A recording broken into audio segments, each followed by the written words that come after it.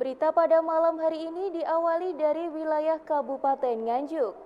Wujudkan perdamaian dan keharmonisan antar masyarakat di pedesaan, Kejaksaan Negeri Nganjuk melaunching Rumah Restoratif Justice di kantor Balai Desa di Kabupaten Nganjuk. Di Rumah Restoratif Justice ini akan menyelesaikan setiap perkara pidana di luar jalur hukum yang terjadi di tingkat desa.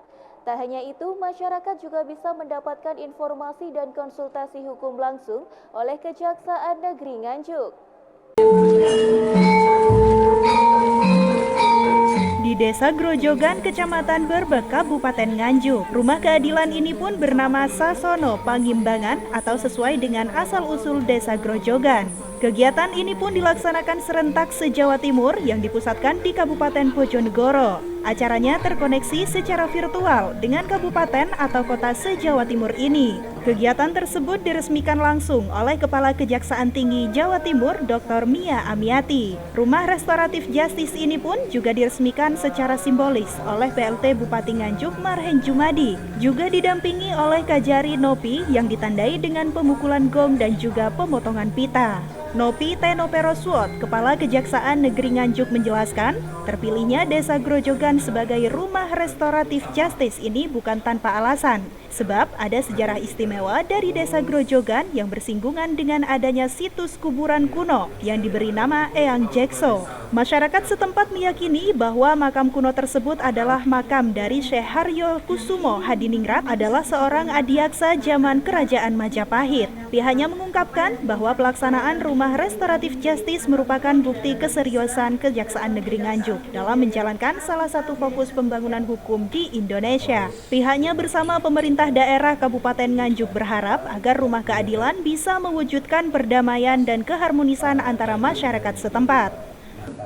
Tentu berharap dengan Sasono Pangimbangan akan terwujud perdamaian, keharmoni antara masyarakat.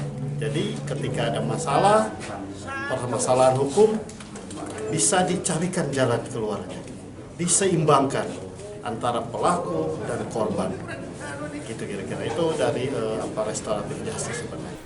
Sementara itu, PLT Bupati Nganjuk Marhen Jumadi mengapresiasi program yang kini dilaksanakan Kejari Nganjuk di wilayah kerjanya. Meskipun kini masih ada satu tempat, pihaknya berharap rumah RJ ini bisa didirikan di beberapa tempat lainnya.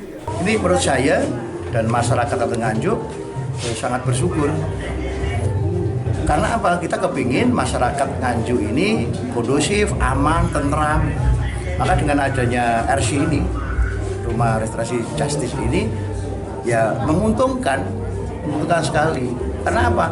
Jangan sampai permasalahan-permasalahan kecil naik sampai ke tingkat hukum yang lebih tinggi, menjadi Polres, jadi kejaksaan dan seterusnya. Maka kearifan lokal atau local wisdom ini yang kita mulai juga dukung penuh program dari Pak Kajari tadi. Tadi baru satu yang kita kasih SK, kemudian nanti targetnya setiap kecamatan harus ada. Syukur-syukur nanti setiap desa itu juga punya balai desa yang difungsikan untuk RC itu.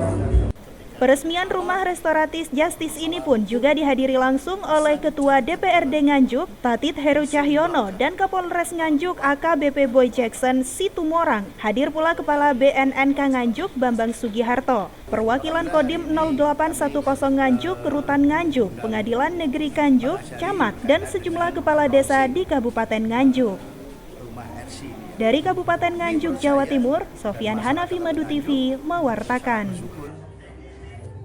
Karena apa? Kita